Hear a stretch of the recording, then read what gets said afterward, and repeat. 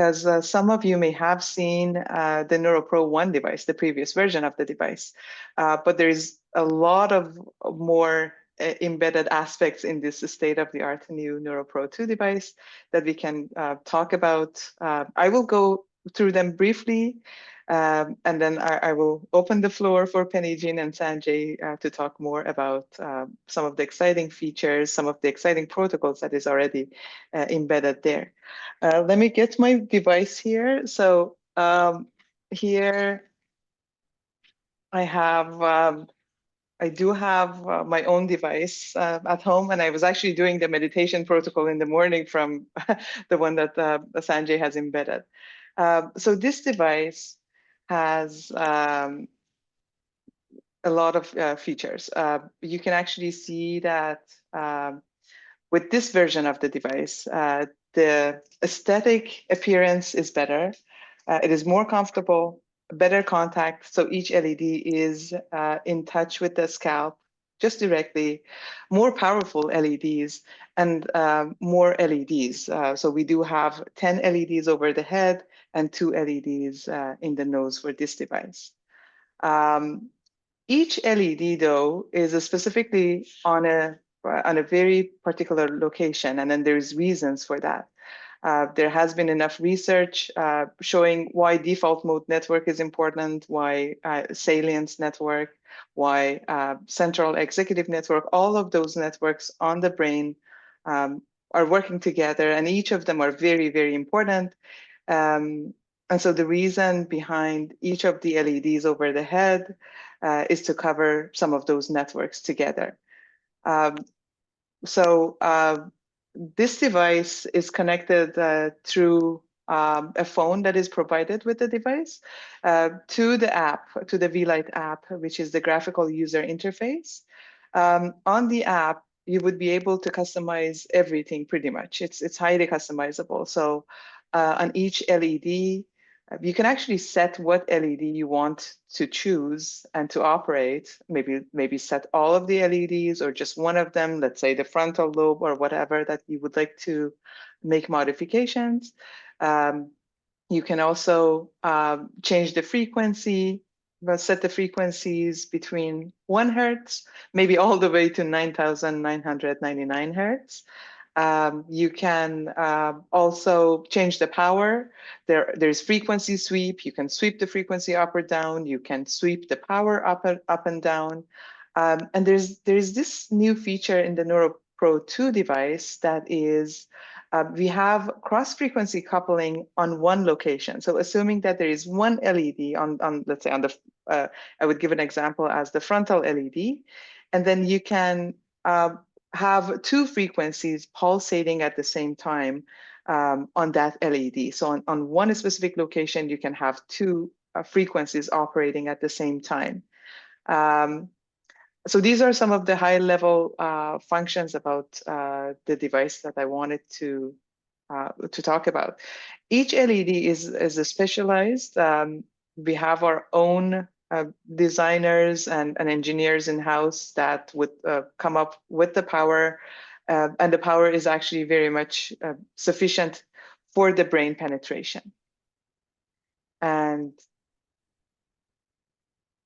here, as I was just showing, there's this app, and you can make modifications to it.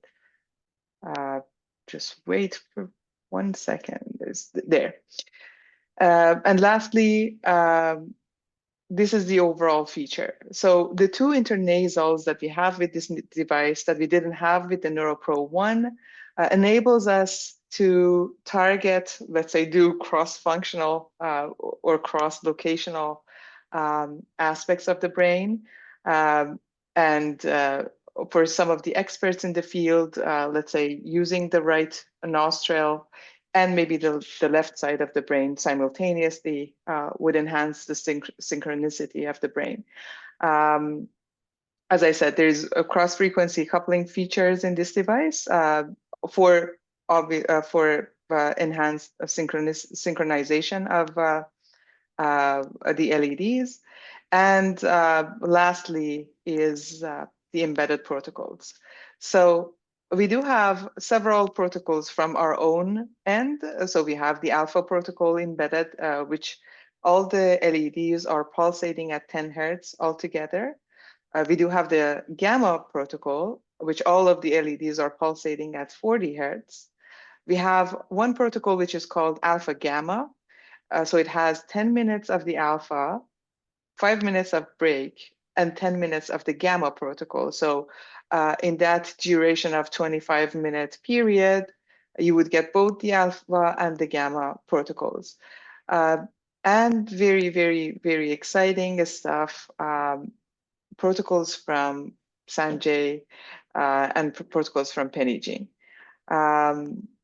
To tell you more about this device, I can actually go through more of the features later on, but I'm very excited that I have Sanjay and Penijean here, so I don't want to keep you waiting. I would like Penijean to start and present. Grab some visuals that'll help me talk about what we're doing. So some of you have already had devices land, I think, and some of you have them on the way. Is that correct?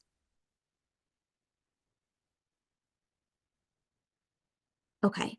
So I am assuming that some of you have already seen the material that we have put out before, and you'll probably be a little bit familiar with what I'm showing you, but part of why I want to make sure I've got good visuals is because I am going to tell you some fun things that are also some mildly complex ideas. And I want to make sure you guys have enough time, even after I show you stuff, to ask questions.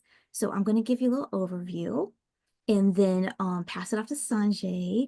And then we're going to have a nice section at the end for Q&A. Okay, however, I will also try to keep an eye on the chat, or actually maybe have Naz and Austin keep an eye on the chat, so that if something comes up that you immediately don't understand, please feel free to drop in the chat and I'll try to clarify as I go. And then anything complex we'll keep for our Q&A. Okay, as my background is in a wider array of different types of neurotechnology, I'm also very focused on thinking about how to integrate different principles into using photobiomodulation, right? So as you guys know, the actual LEDs, and Naz and Austin, feel free to jump in if I say anything that's inaccurate. The actual LEDs in the Neuro Pro headset all have a wavelength of 810 nanometers. So when we think about photobiomodulation technology, one of the things that we kind of lean into, and you see a lot in the literature, are the different wavelengths of light in the different LED products. So, you know, you've got some hanging out in the 1060, 1070 range, you've got some 810, you've got some 633, some 655. You'll see that even in the Vielight product lineup, that there are different wavelengths of light. We associate those wavelengths with different effects potentially. And it's the same way that we essentially think about EEG, right? Different wavelengths of EEG we essentially associate with potentially different functionalities. So faster frequencies and slower frequencies, we pair up with possible effects or impacts when we introduce them to the brain. And so coming from an EEG background and thinking about what are the different frequency ranges that we understand and use in EEG, part of the design philosophy that I'm trying to bring to the table is this idea that essentially we are looking at local areas of the brain and we are looking at network capacity, right? So at the local area, we've got what we can do with the frequency ranges, right? And then we've got potentially taking those local areas, networking them together and creating more complex effects. Like Naz was saying earlier, the idea of having the default state network, right? We have a lot of networks we've already identified and named and associated with some functionality. So when I'm thinking about how to lean into the real, I would say maybe the innovative features that are emerging out of the Vielight products, and especially the Neuro Pro 2, what I'm really thinking about is how important it is to consider really the layout that we have to work with. Okay, so as I say that, this is a deeply rudimentary overview of taking the positions of the LEDs in the Neuro Pro 2 and gently assigning them to some regional neurophysiological associations, right? So what I've done here is borrow a little bit from infographic design, and you guys will see that there are some colors that are the outline colors, and there are some colors that are filled in. And what that's meant to do is to help overlap a bit between the way that I have essentially just selected out the LEDs we have available and grouped them together. So for example, you'll see this blue midline. These are the 3 LEDs that go down the middle. But you'll also see that the 3 LEDs that go down the middle we're calling midline are also part of the frontal area, this central region, and also the parietal region, right? So this is how the display works, and it's mainly to help you guys just think through as we're associating out with how would we like to pick things. What are those areas of the brain potentially associated with functionally? So we're thinking functional and local, but we're also thinking as we put them together, what can we affect at the network level? So these were the ideas behind how I ended up then choosing what essentially locations went through when I did protocol designs. Okay, the other thing that I want to tell you guys about, forgive me for jumping around, I'm like this a little bit. The other thing I want to tell you about this is the idea of doing a protocol cascade. So the concept is that when we pick out things to introduce to the brain, potentially, if you do a lot of the same thing over a long period of time, it loses a little bit of the novelty impact that recruits the brain's attention to pay the brain's attention it has to pay. It recruits the brain's attention, and the economy of attention begins to reduce because it's just not as novel. The other thing that are the elements of how we think about designing things that continue to recruit the brain's attention is it sufficiently interesting for the brain to continue to pay attention? So is it new and is it interesting? Now, I say it this way because brains are people, and people are sometimes easily bored if it's not sufficiently novel and there's not enough detail to it, right? So, with that in mind, I was like, okay, what could we potentially do with all these Vielight features to create things that could both recruit the brain's attention with a little change and novelty throughout the protocol and also give it some complexity? Because your brain, if you think about how it works, it has all those local areas that are kind of engaging and disengaging, and the overall network capability is recruiting local brain areas that do different stuff together into networks to do more complex tasks. So we are looking at a protocol that has several different stages to continue to introduce novelty. Like we're asking it to do different stuff. So you're not getting like, I don't remember how many this is. Let me do the math. 2, 4, 3, 10. What is this? 23 minutes. You're getting essentially 23 minutes. If I did the math wrong, it's okay. You can put it in the chat. You're getting essentially 23 minutes of attention recruitment from the brain and a conversation with the brain that we're hoping will mimic the natural cascade of behaviors that the brain does itself when it, say, generates alpha. Like you'll notice in this protocol, and I'll take just a minute to explain what you're looking at. It's pretty intuitive, but just in case.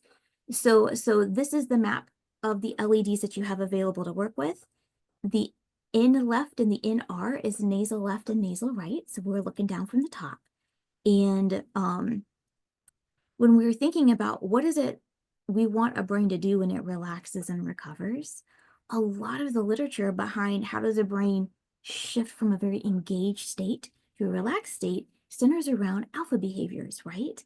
And there are generators of alpha in your brain. There are subcortical generators, like generators down at the bottom, and there are generators across the parietal cortex. There's a handful of places where your brain tends to just hang out in alpha, right? And so we think about, okay, what does it naturally trend towards doing? And so this protocol says, hey, let's just do an overall alpha, all the LEDs. Let's just introduce a couple minutes of just alpha. Now, when I say alpha, what do I mean? There are two ways to think about this. One is the actual frequency range that we potentially associate. So you guys will see I have arbitrarily created one or two of my own little ranges. So I've got a alpha in here. That's a 6 to 9. A lot of classical alpha range is in 8 to 12 hertz. And when I say 8 to 12 hertz, what I mean, because this is an NIR, this is pulsed NIR, pulsed near infrared. So when I talked earlier about all the LEDs having an 810 nanometer wavelength, so there's a difference between steady state LED, where you turn it on and it basically just gives you whatever that nanometer wavelength is, right? So if we were to do a steady state with one of the LEDs from the Neuro Pro 2, you would be getting an 810 wavelength. And we would associate some therapeutic benefits specifically with that 810 wavelength. When we begin to pulse it, pulsed NIR, we still get the 810 wavelength, but we turn it off and on a number of times a second. So if we were to pulse it in, say, the delta range, that light would essentially come off and on 1 to 4 times a second, at most 4 times. That's a pretty slow blink of the light, right? If we were to pulse it maybe up in a gamma range, it would come on, let's say 55 times a second. Now, when you're physically watching an LED, you can't always see the light. I'll tell you guys a little trick. If you want to actually see and enhance that light flicker when you're looking physically at your device, if you want to see it work, take your cell phone, turn on camera, and put camera over the LED. Watch it in the screen. That will actually enhance the light changing in behavior that you can't always as easily see with your naked eye. Okay, side tip. So when we're thinking about, oh, the light is blinking, there is information contained in the 810 nanometer itself that gives your brain and body cues towards what we would like it to pay attention to and maybe the effects we would like it to have. When you begin to pulse that 810 nanometer, now you've got all the information that's in the 810, but you have the additional information of the frequency that you're pulsing that same 810 light. So now you've got double information, right? And so how fast or how slow, and these numbers are, the hertz is how many times a second the light turns off and on, right? In EEG world, hertz means how many times a second does an EEG signal essentially go up and down in a cycle. So it's always just about timing. We're tracking how fast or how slow the light is pulsing, and the wavelength is how short or how long that wavelength is, which is essentially still a function of time. So what we're doing is we're saying we can give the brain information, right, based on essentially what we ask the LED itself to do. So if you've got these 810 LEDs and we're pulsing them, and I'm saying, ooh, we're going to do some alpha with the Neuro Pro 2, what I literally mean is we're going to take all these LEDs and we're going to essentially pulse them somewhere in the 8 to 12 range. And this little intro to the protocol is all the LEDs at the same time pulsing at an alpha frequency, turning off and on somewhere between about 8 and 12 hertz.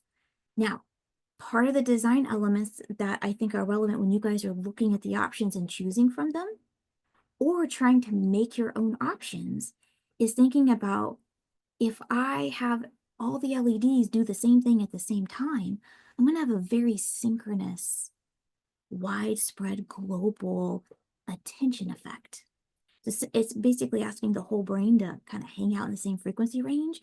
But when you ask the brain to basically be on the same wavelength, it makes communication between the areas easier. When we talk about people being on the same wavelength, we mean that it's easy to communicate back and forth, right? So when you sync up the different LEDs, then you get synchronous behavior, which makes communication much easier. So this little intro says, everybody hang out in alpha. This is about to be an alpha protocol. Welcome to the program. So we do a little intro, couple minutes of just all the LEDs get alpha, right? The second stage of the protocol, you will see that we have only activated the two intranasal, and the one back hanging out almost at the cerebellum placement, right? So back of the brain, the lowest location we have, and the intranasal. Now, the reason that I'm calling this, again, very rudimentary limbic is the idea of we've got areas at the bottom of our brain that are less easy to recruit with external peripheral information, right? So how do we essentially, like, in EEG world, right? What we do is we put sensors on the outside of the scalp, and we essentially monitor those neuronal activation patterns. And then we say, hey, what's it doing? Can I give feedback based on that? Vielight is a feed forward, right? It's essentially, it introduces information and it just goes. It's not modulating based on what your brain's doing in response, right? So in neurofeedback land, there's a conversation happening. And currently with the Neuro Pro, there is essentially almost like, it's like a TED Talk, right? It's an educational experience where you are not having a conversation, you are having information and education being introduced to your brain, right? So when you do a protocol, however you decide to introduce that information becomes essentially how good of a TED Talk, how much education is occurring. So when we move from whole brain to just the ones that potentially recruit from that intranasal, maybe bottom of the frontal cortex there, we're looking at almost like that lower anterior cingulate, dorsal, like what do we have really kind of at the bottom of the front of the brain? And then what do we have at the bottom of the back of the brain? Yeah. So we're trying to get those subcortical, those lower, maybe almost thalamic level generators of alpha.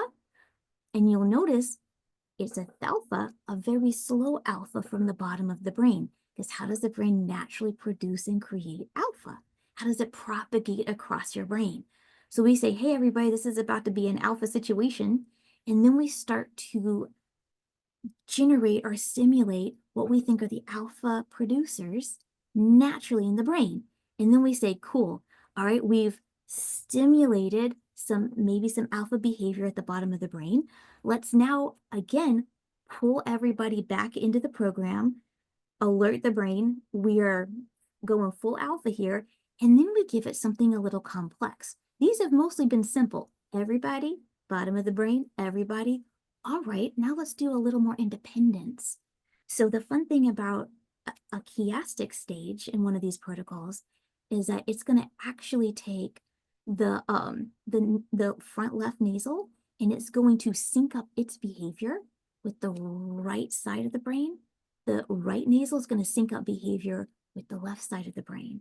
So now we've got a couple things happening here. We've got a phase A and a phase B design, two independent things happening. When phase A is on, phase B isn't, and when phase B is on, phase A isn't. So we're getting a really excellent kind of hemispheric independence to what we're asking the brain to do at a time, but we are tying that right hemispheric recruitment ask with left intranasal. Now, why would I do something like this? It's because thinking about those lower level networks, right? So that potential anterior cingulate that really gates and it communicates between subcortical areas of your brain, like amygdala and basal ganglia, and then the frontal cortex, the upper cortical region of your brain that does a lot of executive function decision making. How do we really create, good conversation between anterior cingulate, insula, frontal cortex? So we are pulling the LEDs that we think are closest and approximate to those network regions and saying, hey, left anterior cingulate, left frontal nasal essentially, why don't you connect up with the right side of the brain, right side connect up with the left. So we're looking for those network effects, and now we're asking for something more complex. So now we've given the brain a lot of information, and we go back to just that lower brain recruitment again, and we hang out at the very end in some alpha range. Now, you guys, this is a whole little journey. I probably won't talk about all the protocols at this level of detail unless you've got specific questions. I'll show you the other ones. But the reason I went in that level of detail is because when you decide to pick one of these and try it out, there's a few things to keep in mind, right? One is that they'll run for a little while, but you'll be able to visually see the stages, like it'll go through the stages. So when you guys are trying them out, potentially on yourself or maybe on someone else, some people are going to have fairly noticeable sensations and experiences as they try out different protocols. They'll have some people have sort of almost a physical sensation effect, even when they are just running any of the intro little, like, even if you just pick like sort of a simple, let's try a little alpha, just that for a few minutes, right? Sometimes people will be quite sensitive and responsive, and other times they won't notice anything particularly sensory as an experience. And so you'll have people with a variety of responses. Some people will notice it later. Some people, it'll take maybe a handful of sessions before they really start to notice changes. And the reason I'm saying about the spread of responsivity is that if you've got this on somebody who maybe has a fairly compromised brain, possible history of illness, maybe some brain injury, because what we're doing is we're asking for attention, and we're asking for maybe sometimes a little bit of a complex attention.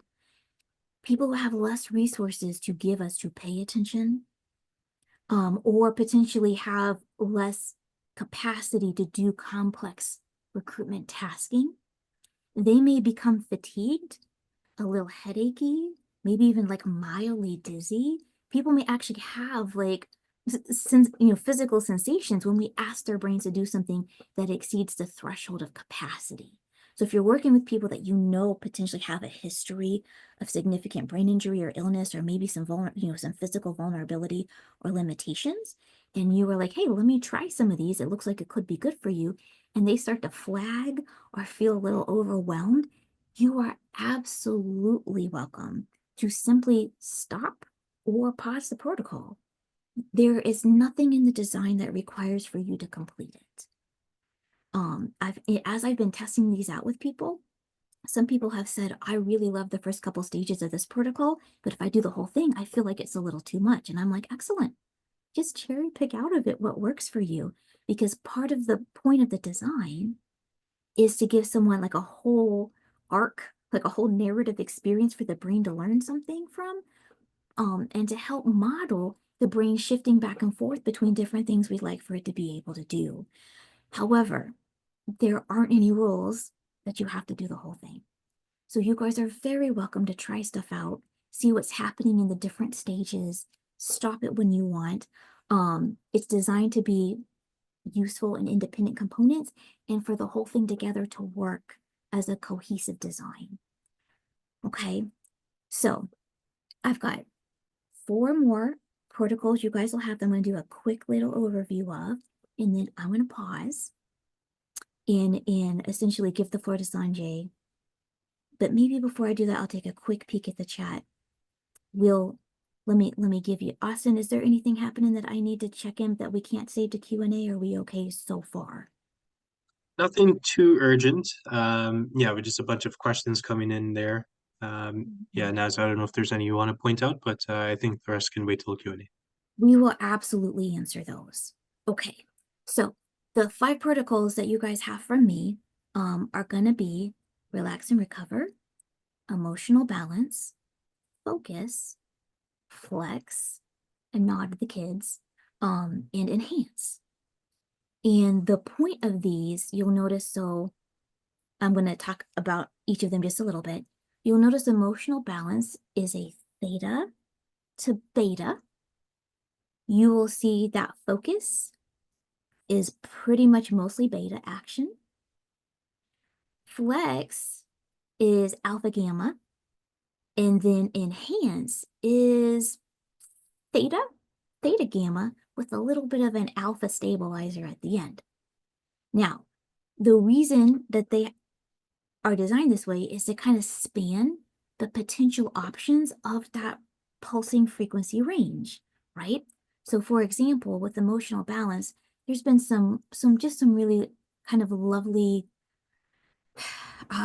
I would say some lovely research and exploration and clinical work that's coming out of a few communities in the neurotech industry. There's some deep brain reorienting science and philosophy, and there's some very lovely classical, over the last 50 years, idea of kind of trying to train or help people learn how to be comfortable hanging out in the slower frequencies of the brain that are so foundational to our capacity to connect with our bodies and feel comfortable and safe in our bodies, right? So a lot of alpha theta training, or the idea of being able to really sort of work in those slower brain frequencies that we find most dominant, maybe in the brainstem and subcortical regions of the brain. Those are very critical for memory, body connection, a lot of emotional regulation. So being able to have a connection between the lower brain and then the cortical brain, the higher brain, where we do a lot of the thinking and processing, this is, I think, a core thrust for many therapeutic approaches, right? Like a nice brain-body balance and communication. So the idea behind emotional balance is like, can we essentially encourage the brain to connect with those slower ranges where it does feel more grounded, right? And sort of almost internally oriented. The thing though is when you do a lot of maybe slow wave, slow state induction, not everybody is as easily able to then sort of re-engage back up into the more externally oriented states, right?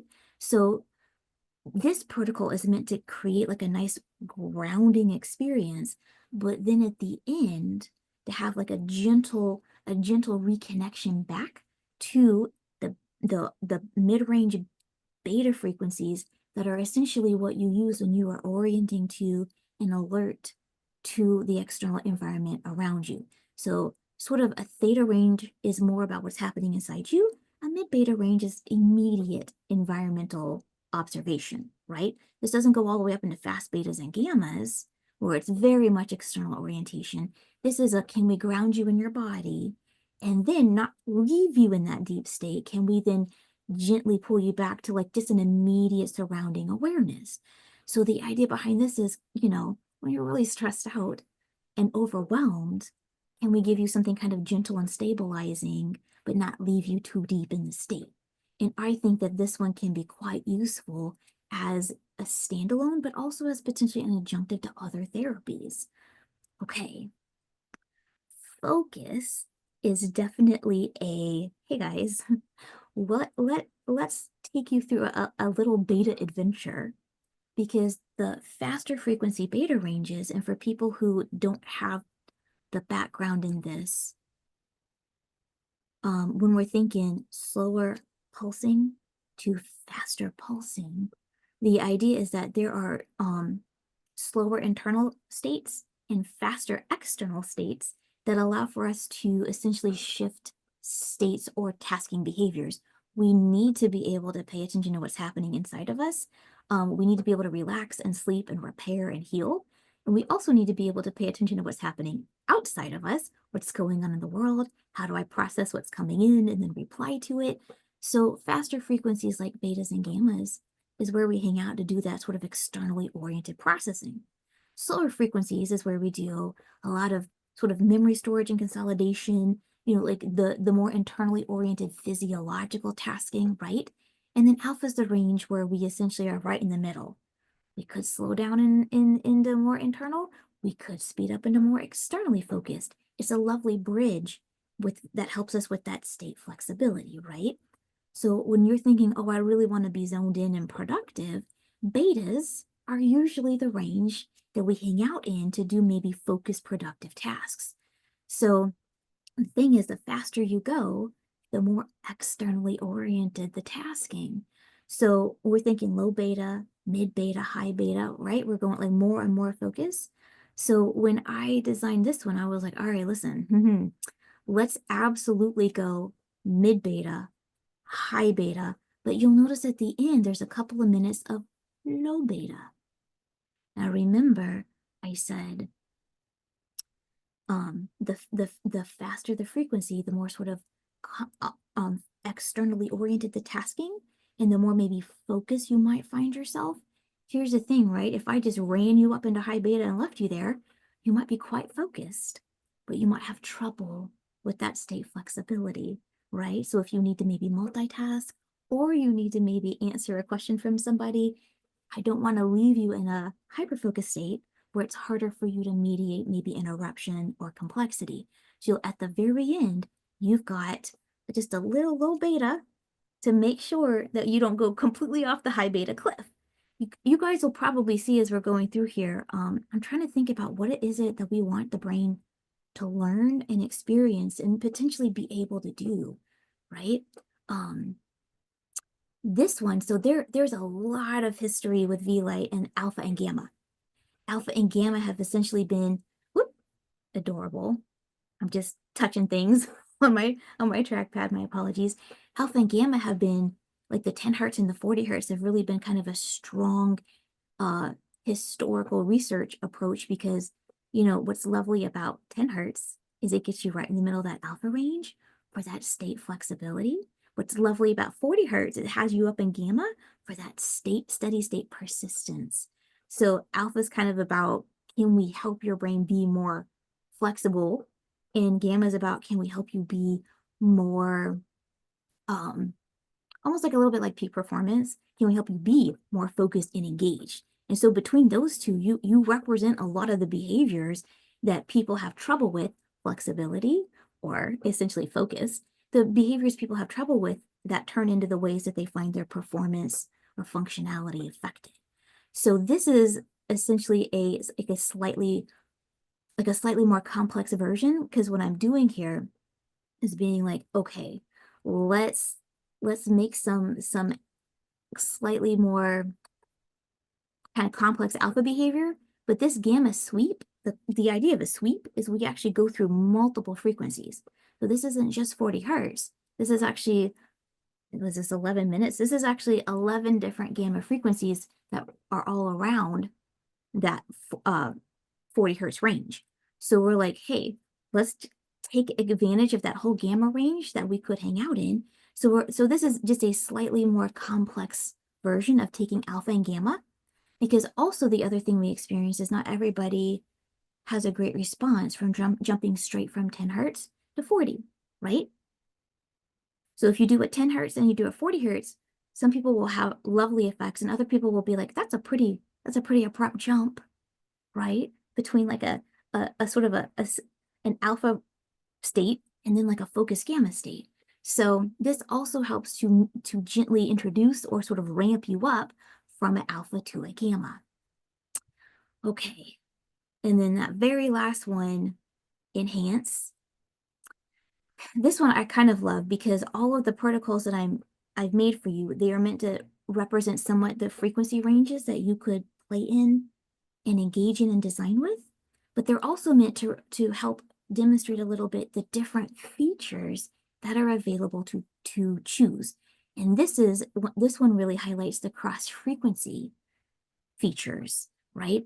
And so the point of this one, remember I said earlier with emotional balance, I was like, hey, that theta state is one where you can kind of feel very connected to your body, internally focused, kind of grounded. I left this one to last because I think it'll be a lovely segue for what Sanjay is going to talk about with the meditation approach. So this was my nod towards a couple of things. One is the connections between the body and the brain that underpin motor movement and balance. This one's really it's a dual wielded protocol. So it's the idea of what are the areas of the brain that are really in charge of motor movement and balance? Because we know some of them are at the bottom of the brain and some of them are at the top. How do we get those connected up in a way that allows for better communication to take place? And so I'm essentially pairing up the idea of connecting that internal state and that external orientation state at the same time. Can I make like a nice little tesseract, a nice little connection between a slow state and a fast state? Part of the reason I did this is because there are going to be people who need a better communication. They need theta and gamma, a slower state and a faster state. They need better communication so that they can shift between them. There are some people that need them to be communicating so that they can be operating together. Because here's the fun thing about your brain frequencies is it's not like you make one at a time. You're making theta, beta, alpha, gamma all over your brain, all their frequencies all the time in different places. But whatever ends up on the same wavelength has an easier time communicating. And that's essentially how we build networks. Who all's on alpha right now? Who all's hanging out in gamma? What areas are making theta? So the areas that end up on the same wavelength, it's much easier for them to communicate and form a network. We want that synchrony of communication, and we also want the capacity for independence. So some of these protocols, you'll see that there's a little more asynchronous independence, and some of them were asking for more synchronous communication. So I've mainly been doing that by kind of physical network. And now I'm doing it with a cross-frequency coupling. So what's happening in here is that first little stage is a little theta, trying to get that bottom of the brain recruited, right? And then the LEDs that are around the peripheral bottom of the brain, those are all hanging out. Those are all blinking in theta. And the ones at the top of the brain are blinking in gamma. But they're doing them in the same LED at the same time. So what that means is each location, so let me re-clarify. The ones at the bottom of the brain are theta and gamma cross frequency together. The ones at the top are gamma only. Because what we want to do is see at the bottom, I said, let's do some theta. And then I said, keep that theta. Now the ones at the bottom, let's add gamma on top of it, but then let's also add gamma at the top of the brain. The reason I put it together like this is because I'm trying to recruit those sensory motor networks, motor movement, motor balance, the stuff that we know that happens at the cerebellum. And that we, like, if we even think about, like, there's so much volitional inhibition of movement that's happening from the anterior cingulate. Basal ganglia, cerebellum, anterior cingulate is a classic, motor connection. And so I'm trying to kind of pull what we know the body does to try to communicate with the brain to balance itself and move. I'm recruiting that. And then I'm saying, how are we making those decisions, right? And so I'm pairing things together that are often impacted potentially by whiplash, brain injury, or illness potentially from the body. And then I'm thinking about, okay, I've asked the brain to pair up some stuff in a complex way. And then I'm like, all right, all the way back to the basics. We know alpha helps with integrating fast and slow, right? We know it helps with the brain essentially being able to kind of balance between engaged and relaxed, right? So we end up with a nice little alpha stabilizer. Now, I told you guys a lot of things in a short amount of time. Fortunately, they're recording this. Part of the reason I gave you that level of detail is because I wanted you guys to see what was possible. Like, all I've done is taken the features they have, and I've done little independent stages, and then I've batched them together. You guys can design your own little stages, and then you can recruit them together into a batch. So they just run one after another, right? Like, the idea behind, can I ask the brain to do a couple things in a row, right? It's, I think, a little bit new, not the batch concept, because like I think the batching has been there since like the original version, right? But the idea of like, how do we think it through and design stuff that really kind of mimics or informs or models what the brain does naturally. Now, the last thing I'm going to say before I toss the potato over to Sanjay, I had said this was an excellent segue to hand it off to him. One of the really fun things about thinking through meditation neuroscience is that when you think about what everyone's trying to do, maybe with meditation, I'm going to very kind of almost humorously divide that into just two camps. People are trying to take meditation and they're trying to use it to either expand outward or corral in. So you're either a person who's like, I really would like to expand and connect to the world better than I am, or you're a person who's like, I am all over the place. I am just a raw nerve. I really want to be able to like manage that better and sort of protect myself and focus and like have better mediation between myself and the external environment. It's too much. So people can use meditation to both connect and to kind of modulate, you know? And so theta is about that kind of connection, that sort of internal grounding, and gamma, especially high gamma, fast frequency, fast gamma is about sort of that external exploration and connection. And so the idea here is there are going to be some people who really would love to do, they'd love to put a few toes in the water, but they may not have the experience or capacity if they go really high frequency. They may not always have the experience to possibly then sort of recalibrate or recorral, right? To rebalance. So if you take some people and you give them a lot of fast frequency, and then you leave them in high end fast frequency, it may take some time and experience for them to sort of be able to reintegrate and recalibrate and feel more, you know, reconnected to their bodies and grounded. So for people who are like, I want to do that, but I don't quite have, this is a nice little adjunctive or intro protocol where we're like, yes, you get to have 1 foot in high gamma and 1 foot in theta. We've got you grounded in your body, but you also can experience connection. And just in case it was still a little too much, we're going to slap some alpha on the end. And the fun thing is, you can stop it before you get to the alpha that kind of integrates it back together. You can just run it through the first 12 minutes and just hang out in that theta gamma, you know, experience and see how that feels, right? So this is also my nod towards, there are a lot of really fun high-end exploratory, like frequency exploratory things that are possible. Like, what is the frequency range this actually goes up to? It's like in the, what is the actual top end? I forget the actual top end. 9,999. 9,999. You'll notice none of the stuff I've designed goes like outside of 100, right?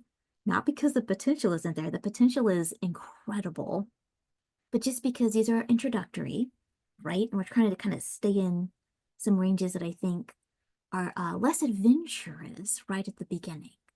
Okay, now time for adventure.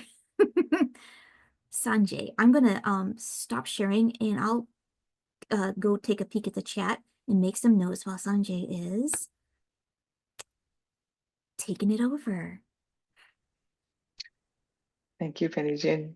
I collected a few of the questions for you, so I'm going to dump them in the chat again. So that would be easy for you to answer them. Sanjay, please take it away. Okay, can I share? Yes. Okay.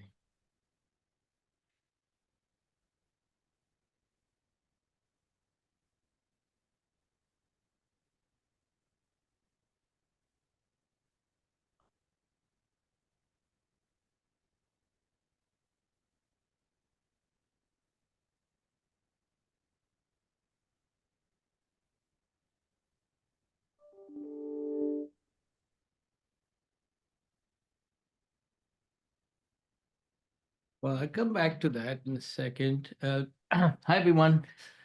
So I'm going to talk a bit about the meditation protocol that is already set in the Neuro Pro 2 and maybe a couple other things. So we know that regular meditation affects brain structures. It affects connectivity in the brain, increases cortical thickness, boosts some areas, quiets other areas, and is connected with attention and emotional regulation and cognitive functioning and a wide variety of functions in the brain. And we also know that meditation practice influences the neural dynamics of the brain, affecting the brainwave patterns. So I'm just going to introduce the idea behind the meditation protocol here. So one of the things we can see is that when you flash light in the brain waves are modified. And when you listen to music at a certain beat, the brain waves are modified. So what we are doing here is we're flashing infrared light at 8-10 nanometers into the brain. And what would that do? So it has physiological effects actually that need to be studied, but there are also clear EEG entrainment effects. So this is a paper by some people at Vielight who showed that when you flash the brain at 40 hertz pulses with infrared light, like as in the neuro gamma, then you get an increase in certain EEG frequencies corresponding to that pulsing. So increase in the alpha range, the beta range, and the gamma range. and in fact, a decrease in the lower frequencies. So very simplistic way of thinking about it is, what if we could capture the EEG signature of certain meditation, use brainwave entrainment to take the brain towards that signature? Maybe we can do something like that. And there's several issues with this simplistic view, which is that different meditations and different meditators have different signatures in the brain. EEG signatures is not one-to-one correspondence that we can find yet with states. But there's some general trends that we employ quite usefully, and they seem to work. So we're going to look at the trends. Penijean already introduced some of the basic bands, and I'm not going to go through them, the delta, theta, low beta, beta, and gamma bands, but I'm going to talk about general aspects of those bands. So in general, as power increases in certain bands, you get certain subjective effects. So when you have a little more power in the lower bands, like the delta, theta, and alpha in 1 to 12, the focus is more internalized. And Penijean also talked about that. The energy is lower, the body awareness is higher, you have a relaxed state, and you have certain emotions associated with that. When you go towards increasing relative power in the low beta and beta range, then your focus starts to get more balanced between the internal and the external world. Your energy level rises, the body awareness decreases but is there. You get more alert, and your emotions are more neutral and present. This is just a approximate way of understanding how the power in different frequencies shows up in relationship to our states. As you increase the stimulation in terms of frequency, or if you have higher frequency power happening in the brain, then you typically have higher energy, body awareness drops, you get a little more dissociated, your focus is more externalized, and your internal state is more activated. You could feel more joyful, open, or even agitated or overexcited. So it's sort of an arousal trend as we go up in frequencies.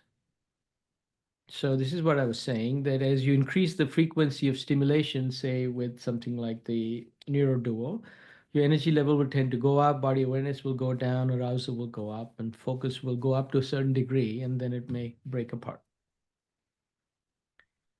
So I got interested in higher gamma states for several reasons, and that's what I'm going to be talking about here. And there's lots of different ways to connect the Neuro Duo to meditation, but I'm going to talk about particularly the effects of gamma, which have not been studied a lot. So I was one of the early people to start studying the effects of gamma stimulation on the brain relative to meditation. And the reason I thought about that is because there's already literature in the field about gamma increases for long-term meditators. So this is a paper by Lutz et al. And Richie Davidson and Theo Ricard, etc. They measured the ratio of gamma activity to lower level activity, to alpha and theta activity, and showed that it's more for a long-term meditator, it's already higher in the midline. And then as they meditate, gamma increases all over the scalp. So that gives us a clue about higher meditation states. And these are very long-term meditators.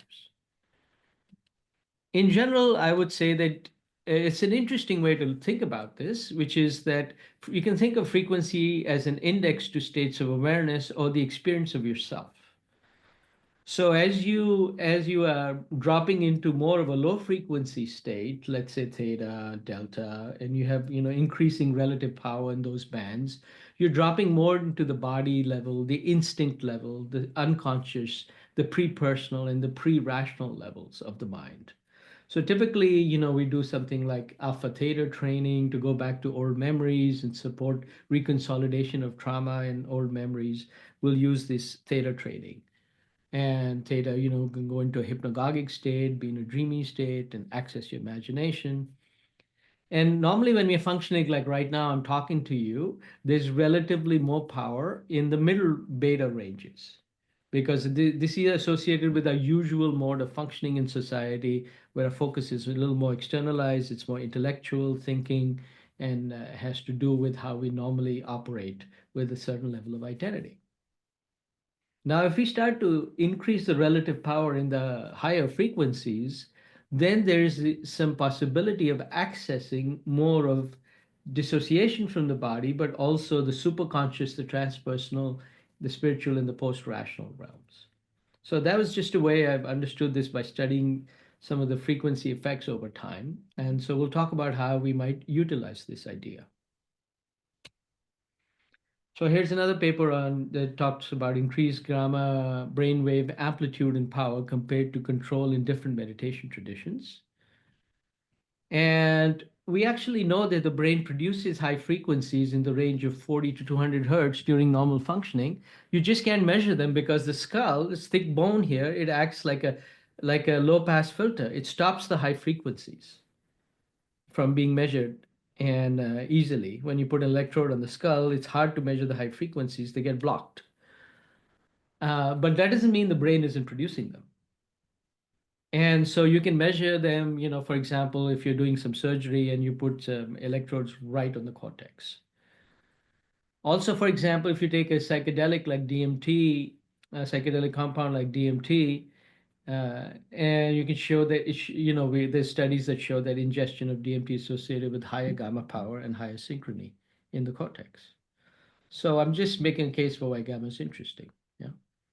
And it turns out that the devices like the Neuro Pro 2 is ideal for stimulating the brain at high frequencies.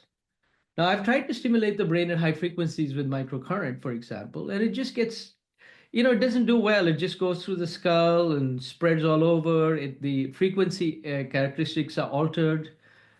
We found that using light at high frequencies produces very clear effects in the system, better than current and sometimes even magnetism. So the basic idea behind doing a simple meditation protocol is to do coherent in-phase high frequency, and actually you'll see low frequency stimulation. Now it's coherent. We're going to stimulate all these 12 electrodes to start with in phase, in synchrony. The idea is to tell the brain to go into a simpler state, simpler frequency state, like 7 hertz, 10 hertz, 40 hertz, 120 hertz. And normally when the brain's functioning, different parts of the brain are doing different things, and they are functioning at different frequencies. And also they're not necessarily all synchronized. There's a combination of synchronization across the brain, as well as asynchronous activity, which is happening locally, which is very important for cognitive processing. In a meditation state, we want to simplify it. We're not trying to think of profound things in most of these, the kind of meditation states I'm talking about. We're actually simplifying our experience and starting to see and sense into what are more fundamental components of our experience. We're talking about states of emptiness, openness, unity, expansion, etc., which have less thinking content. We're going outside the usual thinking mind. And so the synchrony across these stimulation lights is part of that process. It's helpful for that. Okay, so here we are. We're playing around with a previous version, an experimental version of this in a Science of Consciousness conference in Tucson with a meditation teacher, Chuladasa. It's me and Lou and Reza from Vielight. And we found that when we started to stimulate the brain synchronously at different combinations of low and high frequencies, people were reporting, especially long-term meditators who could sort of get into it right away, get into the groove of it, the stimulation right away. It's reported expansion, lightness, perceptual clarity, peace, joy, energy, reduction in thinking, etc. Things that you want from a deep meditation kind of practice. And part of the reason we initially used and are using more experienced meditators is because the device is like giving a certain, let's say, a certain stimulus is giving a suggestion, an active suggestion to the brain. And then if you can sort of are used to catching on to that kind of suggestion, you can slide right into it, even in the first session that you do. There's less learning involved. You say, oh yeah, that feels familiar. I can go there. And your whole system starts to slide into that. So the reason I use both the low and high frequencies is to produce a balanced state. So just like Penijean was talking about earlier. So even for example, this is from Buddhist practice. This is one way of thinking about so-called mindfulness, a popular word these days, is that in a mindful state, you have a balance between opposing factors. So when you start to meditate, a certain level of tranquility and calmness arises in the system. But it has to be balanced by energy. Otherwise, you get what is called sinking mind. You start falling asleep, you get dull, you're not really present. Also, as you meditate, you naturally learn to feel and see without getting involved in the feeling and the seeing and the thinking. You get what is called equanimity.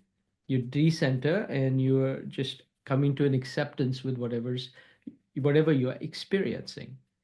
But you can also get experiences of joy, bliss, and rapture. And if you get too caught up in joy, bliss, and rapture and not have enough equanimity, then you lose your balance. So equanimity is more like a down regulating state, and joy and bliss is higher energy state, and you're balancing the two. And that helps you to maintain this beautiful state of having a pleasant experience and yet being very peaceful and equanimous all at the same time.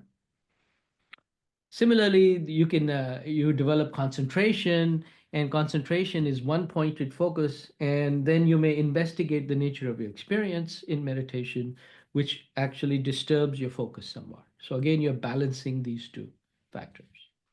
So that's the idea between balancing low and high frequency stimulation. So in general, I'm almost done here with high frequency stimulation. With 40 hertz and above, we notice increased self-observation, equanimity. At even higher frequencies, when you go to 80 and higher, you get more positive emotions, feelings of expansion, and a release of the usual limited sense of self or I. But you can also get agitation, dissociation, discomfort, or sleep issues. And once again, we balance that with the lower frequency stimulation. So the meditation protocol currently that we have in here goes through a sequence. It basically starts at 1 hertz, goes to 5, 7, 10, 14, 40, 120, and 432. So you can see it's just increasing, stepping up from low to high. Starts in the delta range, goes to the theta range, the alpha range, the low beta range. We skip the beta. We're not so focused on thinking here. And your attention will be more internalized and then it will start to actually get more externalized, but in an expanded way. And we could go to higher frequencies, but we decided to stop. I decided to stop at 432 in this particular example, just because your system has to be primed to actually adjust itself to the high frequency states. So I'm a meditation teacher and I have students, we are playing around with 4,000 hertz right now, for example. So we can do 900 hertz, 1,000 hertz, 2,000, 4,000 hertz, and start to report and start to see what results we're getting from what states we're getting into.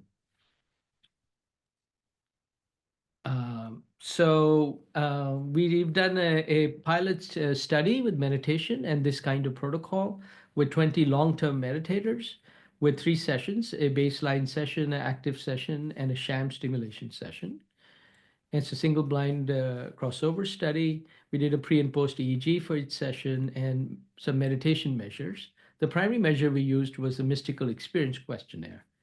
And that's a questionnaire that's also used for psychedelic experience to try to quantitatively, validate and measure mystical experience.